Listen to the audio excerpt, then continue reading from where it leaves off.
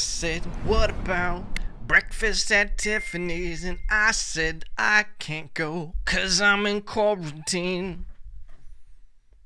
Just drinking my coffee on a Wednesday.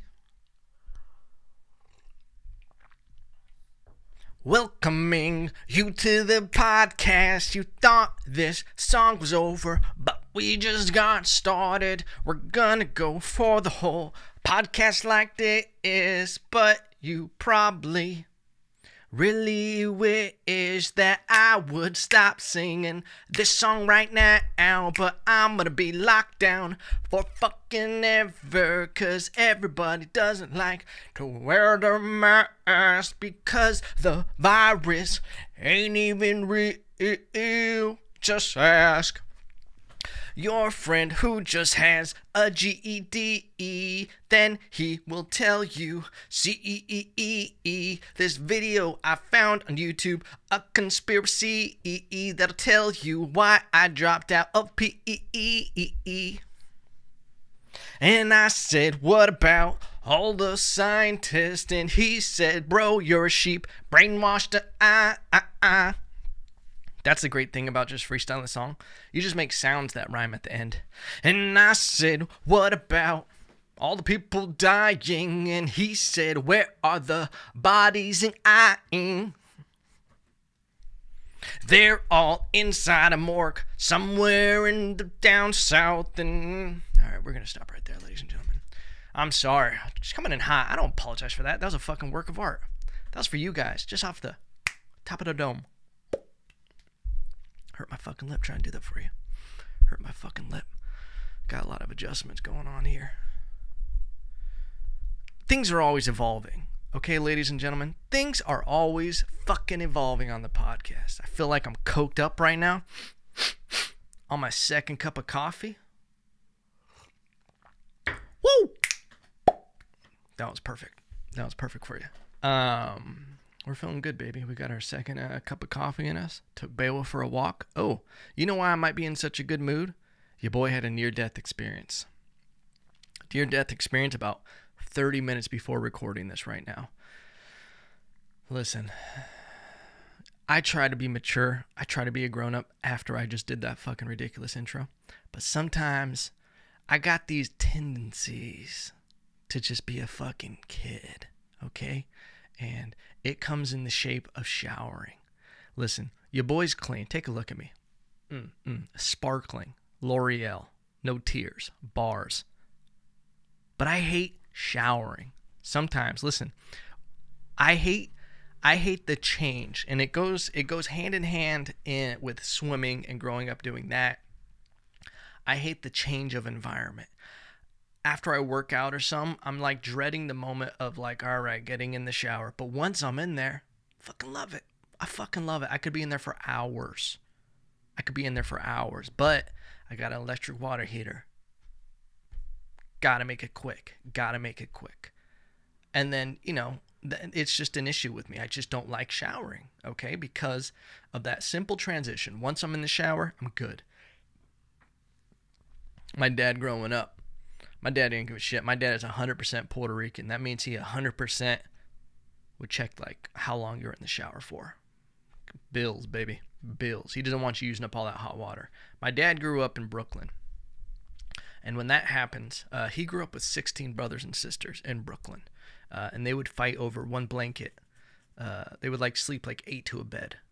Like, foot to face, like a can of sardines. And he had to live in a household that had that many people in like one shower, 2 showers, I think.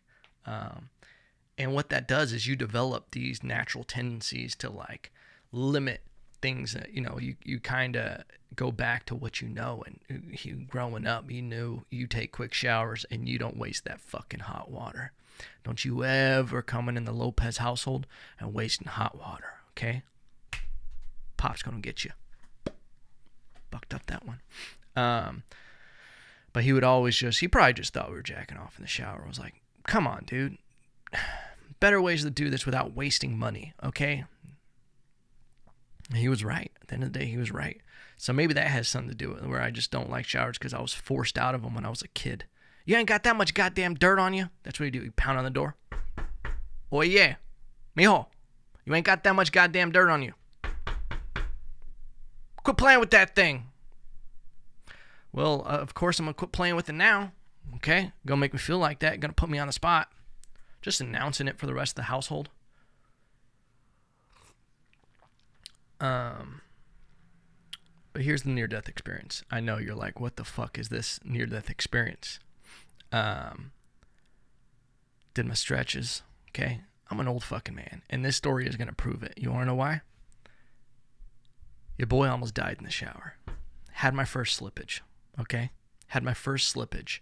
I rushed into the shower too fast. Because you know what it is? Just like in swimming, you can't even think about it. You just got to get in there, okay? You get on the deck for a morning practice, 5 a.m. It's fucking cool.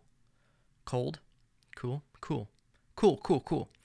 And it almost feels like there's an ice layer across the water. And you just got to jump in there, okay?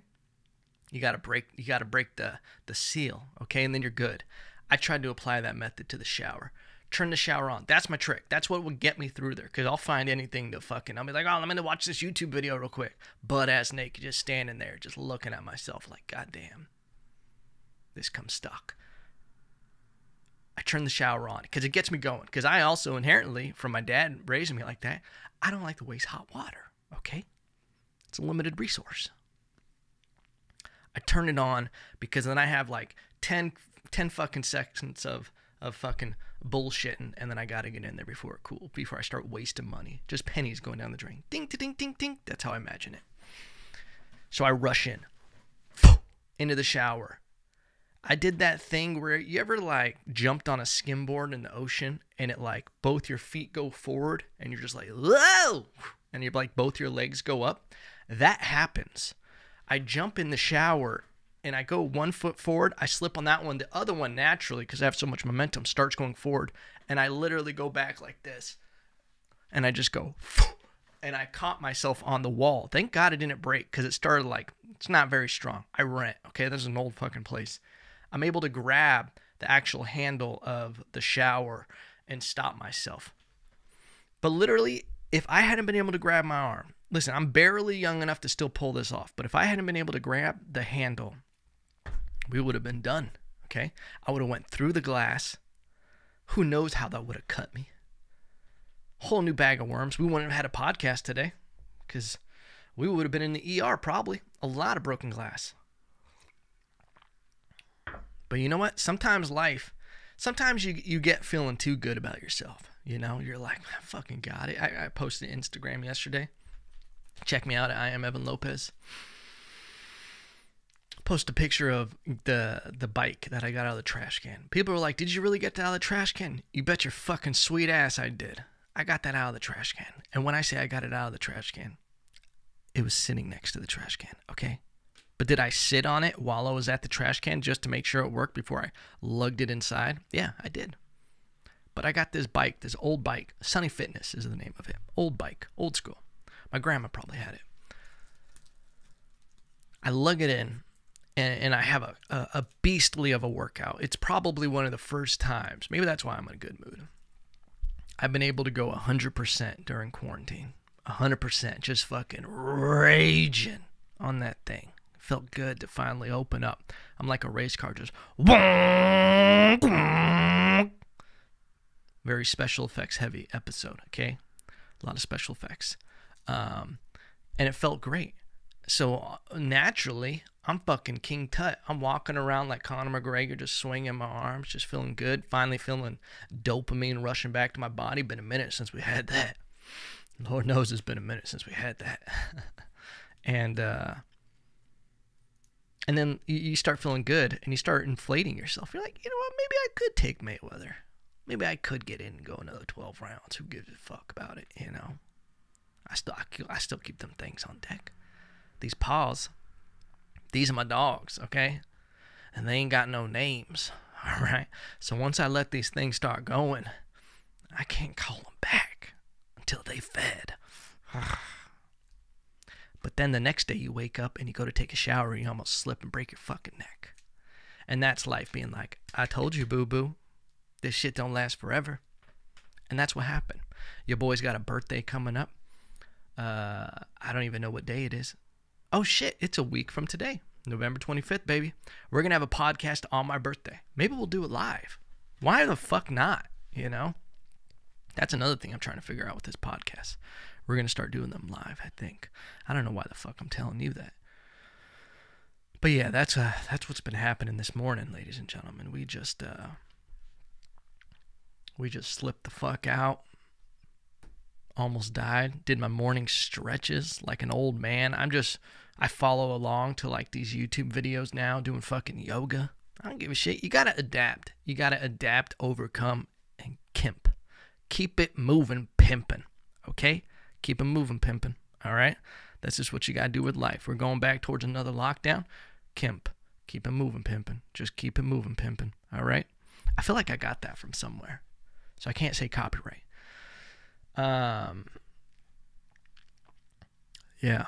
Yeah, but that's where the fuck we're at. That's where the fuck we're at. It does seem like we're going towards another lockdown.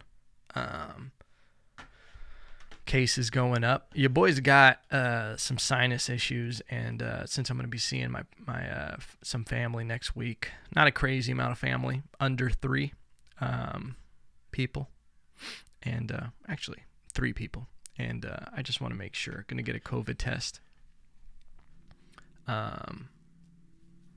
They do them for free in town. And, I mean, we're in a purple restriction. All of a sudden, these fucking colors, I don't know how they pick these things. Of, like, different shades, what they mean. Feels crazy, though, huh? Every now and then, when I'm, like, at the grocery store, and I'm, like, looking around, I just want to grab the next stranger next to me and just be like, what are we doing? How fucking weird is it? We're in a pandemic. That's pretty crazy, right? I just turned into Mark Wahlberg. Hey, we're in a fucking pandemic. That's crazy, right? Say hello to your mother for me, all right? I don't know who I am today. Be honest with you. Be honest with you. But it does feel weird, huh? It's weird times, strange times. And that's the thing. I'm pretty observant. Like, I love studying things. Sorry, I got my cable all fucked up. Working out the kinks, ladies and gentlemen. Every day, evolving this goddamn studio. But I'm pretty observant, and I love looking at the way we do certain things, and I'm like, that's silly, you know? But, like, when something like this is happening, it's just so silly. And then you see, like, so much hypocrisy in people. It's like the weirdest thing. I don't even want to get political. We're not going to get into that. But it's like you see so much hypocrisy with people who are like pushing the mask, but then you also see people who are just out celebrating. And then all of a sudden, we're back in lockdown. And nobody knows how it happened. I don't know. Maybe we blame Republicans. I don't know. Maybe we blame Democrats. Oh yeah, that was a funny thing. People trying to guess who I voted for based on the podcast. Some of you guys are silly. Some of you know who you are. That's all I'll say on that. I'm looking at the Google Trends right now. This is what I do sometimes. I look through things to talk about on the podcast. Sometimes you just gotta do it. Okay. I saw Bitcoin is coming back. Listen, I'm so detached from Bitcoin. I don't give a shit. It's too volatile of an investment for me. I'll tell you guys the story. Man, when it was first popping off, I think it was like at 3,000. Your boy bought some. And I want to say like 2017. And I was just riding that train up. I was diversifying. I was going through all this different stuff. I probably put something, I don't know how much I put into it, but near the peak, it was worth like 20-something thousand I had in crypto. And then it just came fucking tumbling down to the point where I overinvested. Like I started losing money because it blew past my worth of it, of how much I invested. And it went all the way down to, I think at one point, all my crypto was worth like 1,500. And I had put a lot more in that. I want to say I put something like 7,500 into it. And it hurt. And it made me feel so stupid. And I told myself, okay, I will not make these dumb decisions again. Because I was emotionally trading and doing all this stuff and trying to like not FOMO and all this stuff. It's too volatile. Too volatile. And I remember when it was going crazy,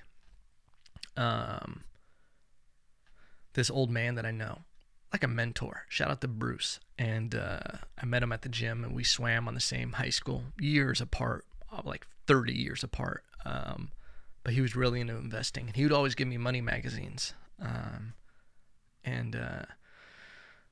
When crypto started taking off, I was talking to him about it, and he's like, yeah, it's pretty volatile.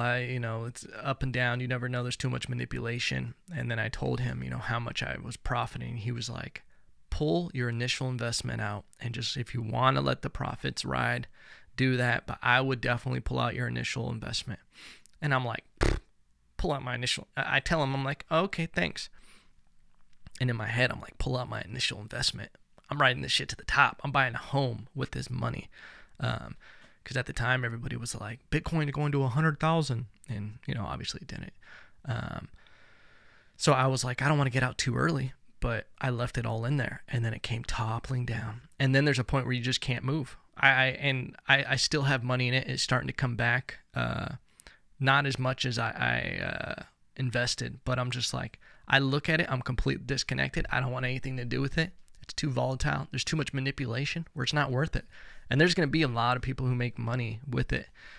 But there's too many of what you call whales, investors in it, they can sway and manipulate in their favor. And people can short it. So people can bet on the fact that it's going to go down.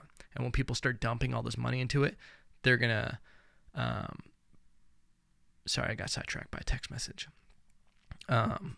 They're going to bet, they're going to pull their money out, and they're going to bet on the short, and then it's going to drop, and they're just going to manipulate people. And it's literally a market that's manipulated on people's emotions, because people FOMO, the fear of missing out. Oh, I got to put some money in it. I got to put some money in it. And then it's like a dopamine rush. It literally, during those like good days where every day you're just looking at it, you're like, I just made another $500. Oh my God, it just jumped another $1,000. Oh my God, I'm up $7,000. And then it's just getting crazy. And then it's like, it's just dopamine, dopamine, dopamine. And it's like the same thing as a lottery, a jackpot, just ding, ding, ding, ding, ding. You just see the up, up, up, up, up, and then tick, tick, tick, tick, tick. And it's a wild ride. But I'm happy it's coming back. There needs to be some ways to diversify. But I think it's still pretty manipulated. And I don't necessarily understand how it's coming back right now in such a recession. It feels propped up. Unless there's big amounts of people putting it in there because they think the dollar is going to crash, which obviously that's kind of something that always people throw out whenever there's some kind of pandemic, not a pandemic, but any kind of recession. Is the dollar value going to go down? It could, but I don't know. It feels too volatile. It feels inflated. Just kind of how the stock market is going up. I don't necessarily understand it in the sense of why would it be going up in a recession when there's people, so many people out of work. Obviously, retail places aren't doing as good. You got places like Amazon doing phenomenally, but yeah. Let's move on. I need to get these text messages off my computer. They're fucking distracting when I'm trying to podcast. What else do we got on a Wednesday? And I said, what else do we got on Wednesday when it looks like Lil Wayne is facing possible 10 years for a gun offense? Lil Wayne's gun possession has resulted in being charged with federal offense that carries a potential 10-year prison sentence if he is convicted. The rapper was charged Tuesday in the Southern District of Miami with criminal possession of a firearm and ammunition. As a prior felony offender, according to legal documents obtained by CNN, the charges stem from an alleged December 23, 2019 incident. This is probably the only normal thing that we've had since the pandy. It's stuff like this. Oh, Lil Wayne's getting in trouble for a firearm possession? Cool. Things are getting back to normal, okay? When I saw he was trending right now, I was like, Fuck, Lil Wayne better not have overdosed again. Lil Wayne better not have had another seizure on a plane, or I'm gonna fucking lose it, okay? But that really was, dude, you guys remember that? Lil Wayne was just having seizures all the time on planes because he was drinking so much lean. Dude, I love me some Lil Wayne. I fucking love Lil Wayne. I never got sick of Lil Wayne, ever. I know he got to that phase, and it happens to a lot of rappers. This is why I love Eminem so much, is because he's never kind of hit this plateau with his music where he eased up on the brakes or on the pedal. He maybe you could say the curtain call, Eminem's album. I mean, you could definitely think of that as the album where he kind of just was doing whatever, but he was also so on drugs at that time. But there's this thing that happens with rappers, especially. The first albums are fire. Just straight fire. Dude, the Carter 2, the Carter 3. I even like the Carter 4. There's been some lazy mixtapes in there, but I would say the Carter 3. I think I'm thinking of, let me see the Carters. The Carter 3 has some bangers. Let the Beat Build. Let the Beat Build is one of my favorite workout songs. It just sets such a vibe. And this is when he was really hitting a plateau, I feel. Shoot Me Down is great. Tie My Hands. Tie My Hands featuring Robin Thicke. Phenomenal song. Dr. Carter, Comfortable. Even Mr. Carter. But let's see. Let's look back. Because those early albums of Lil Wayne are phenomenal. Fly In. I love those Fly In. Receipt. Hustler Music. I love the fly-ins. There's a few, you hear my dog snoring right now? A few songs on there. The fly-in, the fly-out. No, the walk-in and the walk-out on the Carter. Go DJ. This is the Carter. Oh, these are all produced by Manny Fresh. That's the thing, is you can't fuck with those early albums, okay? Of any big artist. Kanye West, Late Registration. The College Dropout is good. The Wire on the College Dropout. But the point I'm making, there's a point when rappers get to a point, is the point I'm making, where they start skating on their name and being able to pull off a certain line because it's them that are saying it. You would never think it was cool if some unsigned rapper or music artist was saying a certain thing. But since it came from this person, they can pull it off. And they get like lazy. And they're kind of just going through the motions. They're not as hungry. Listen. In the great words of myself in a song I did over Mobb Deep. Halfway crooks. Shook ones. It's hard to smash beats when you're sleeping in satin sheets. That's a fact. Right now, my mattress hurts my back. Bars. Evan Lopez bars. But I feel like Lil Wayne went through that phase. A little bit on some mixtapes. I even thought, what was the one he did? Rebirth? I thought Rebirth was cool. I really love that Abraham Lincoln track where he's like, I think it was Paradise. Yeah, but he fucked. I just think the issue with that is that he fucked up and tried to do like a rock album, you know? And when you try to do a rock album and you're a rapper, I think it shows that he's a real artist because he was like, I want to do something different. Like he was searching for it. And I think maybe, and this is what I think it comes down to when artists start doing that and then they get in problem with drugs. I don't know exactly what it is. Because I think you just get caught up. You get caught up in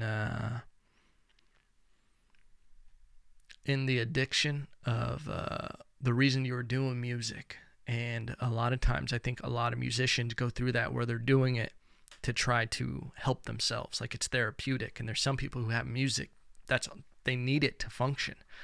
And I'm sure Lil Wayne is one of those people. That's why you get so good at it and you need to do it.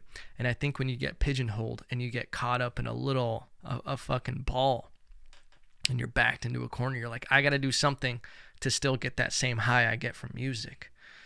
And he tried doing something completely different and fresh, like a new frontier.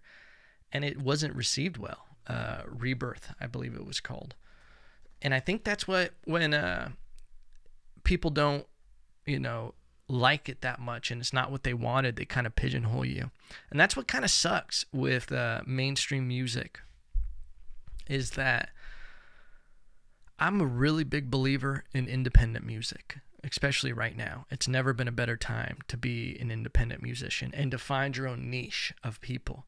What sucks is before, you had to really cater to what mainstream wanted and what kind of worked and what kind of sold. And you had to kind of go through that tunnel and that mill of agents, A&R, managers, record labels, these curators, these DJs, these producers, and you would kind of get roped into a record label, and it would imprison who you were as an artist. And this is something I could talk about for hours, about the pitfalls of signing to a record label.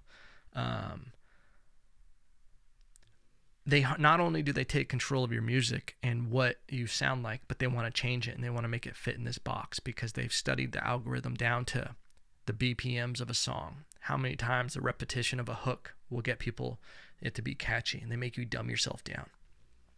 And then you're not even getting fulfillment from making the music you're making. And then you don't even really like your fans because you're like, you guys like this dog shit I'm giving you. You don't like the real stuff that I put out. And I think that's what happens with artists. And that's why I think, when I'm going back to the point about the addiction, is that you start seeing them get into drugs and all this stuff because they need to get that fix that they're no longer getting from their music. And I think that's why some of these artists go down that path of substance abuse and everything, because they're trying to find that fix that either help them make the music they made, or just that fix in life that music, creating music used to do for them, that they're no longer getting because they are not making music that resonates with fans, and they're not making the music that they want to make. Bars, dropping knowledge bars. But yeah, I still love Lil Wayne, and I hope he doesn't go to jail for 10 years. Not at this point, I remember he went to jail for like a couple years in like 2008 or 2009, and he was still young enough to come out. And look, okay, so 2004,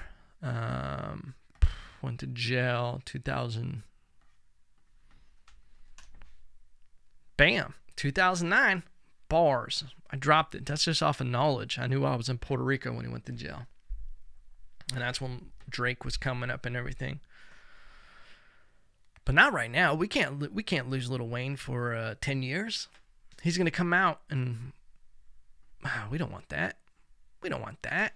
I'm not going to be able to vibe to a Lil Wayne album in 10 years. Maybe we'll do it. Let's see what else we got, ladies and gentlemen. U.S. adds 162,000 COVID-19 cases and highest one-day death toll since May. Cool. We're winning. We're always winning. United States. Okay. People magazine name. Michael B. Jordan, sexiest man alive for 2020. Oh, very cool. Good for you, Michael B. Jordan. But you hurt Black Panther. So I can't fuck with you. What else do we got here? These are not what I'm looking for. Harlem Globetrotters break 3 records for Guinness World Record Day. Dude, who even checks out the Guinness World Records? Now, I feel like they're all broken, right? I actually worked with the Harlem Globetrotters. I filmed a video for them. Bars. And that was pretty cool. They're such good people. They're so nice. Like when you hear about what they do for cities and everything, and all the charities and donations, and the dudes that actually play for them, They were really cool, and they're very good with kids. It'd be weird if they weren't. But it was funny because I was like working with them, and I arrive early before all these kids get there to film this like trick shot with the drone, and we're just shooting the shit, talking about video and basketball. I know nothing about basketball, but I'm just talking about Globetrotters, and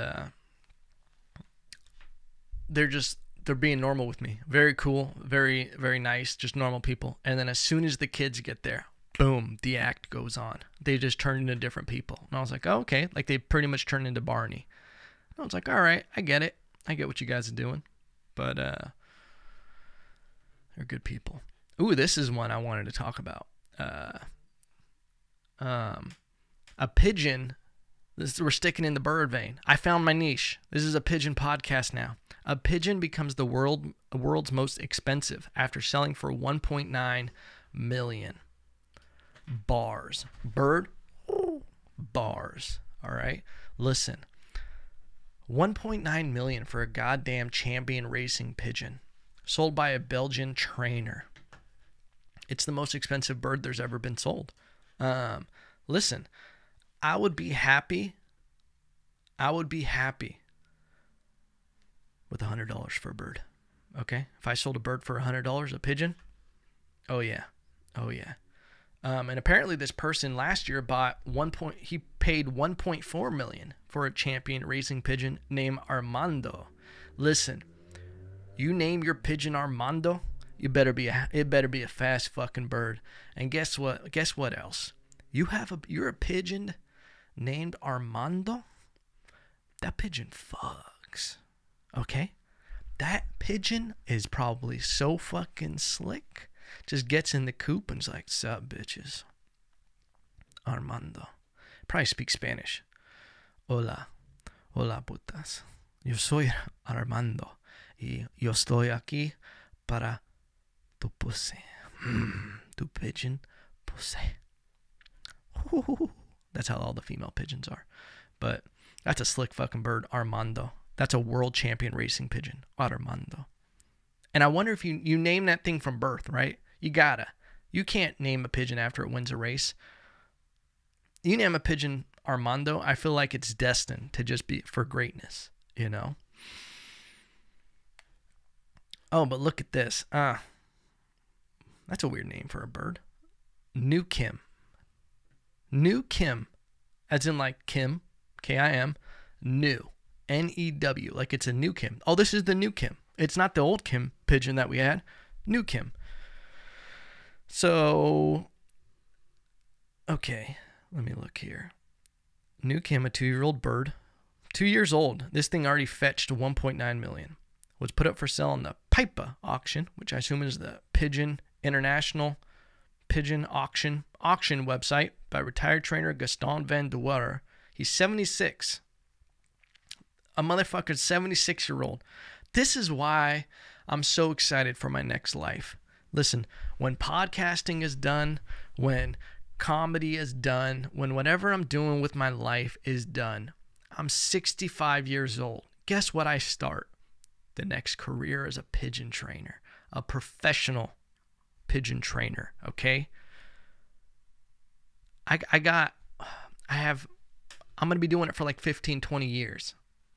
How crazy is that to be 76? That's what's great about life and why you have to be so malleable. Okay, you got to be like Wata, okay?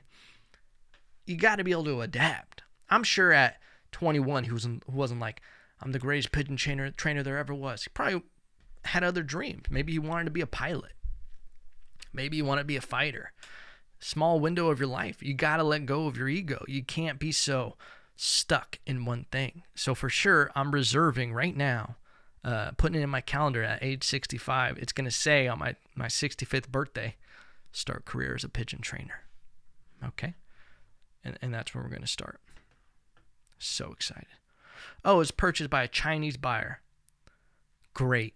Great. Now the Chinese are going to beat us at that. Pigeon flying. That's an American sport. I actually don't know if it is. But listen, I knew these pigeons costed a lot. The racing pigeons. It's like a legit thing. they will, what you basically do is they will map out, like for a race, they'll map out the distance of where to your coop, and you basically, everybody has different starting points. So if it's like a 100-mile race, you have to go with like an actual certified person of the race, an official. They'll take you 100 miles, basically, they'll map it out from your coop, so we know how long it took your pigeon to make it back to the coop. And then what they do is they have a special band on your pigeon, and then at the race, at the beginning time, you let yours go with the official band, and then basically when the pigeon shows back up to its home coop, you take that band and you go, you bring it into the official to show that it arrived at this time, you know, so you actually have proof that it raced home faster than the other pigeons. Fascinating. But it's big money. I remember I'd be on pigeontalk.com as a little kid, and all these different pigeon breeder newsletters I would, you know, of course, subscribe to. And I remember going on the websites, but I remember pigeons having cooler names than that. I remember there was like a Champion, the B1 Bomber. Fucking phenomenal name for a pigeon, you know? But I think you got to go with something very, like Armando sounds like the evil pigeon in a Disney movie. Like Armando gets all the girls and is very fast and like kicks, I don't know, dirt in the fucking regular ass pigeon's eyes during the race. That's a fucking Disney movie I'm gonna pitch. A Disney pigeon movie. Very unrepresented in the Disney sphere. All right? We're bringing the pigeons back, ladies and gentlemen. And you know what? I love you so much, guys. Thanks for giving me your time. I appreciate it so much. I had way too much coffee this episode. A little cracked out. But we're going to get a COVID test tomorrow. I'm going to let you know the results on Monday. I'm sure I'm fine. It's just, you know, you just got to do it. Got to be responsible. And then we're going to figure out next week for my birthday what we're going to do. We should do something cool. We'll live stream. I don't know. We'll figure it out. But remember, no matter what, ladies and gentlemen, I said, what about breakfast at Tiffany's? And I said, no, but I still love you.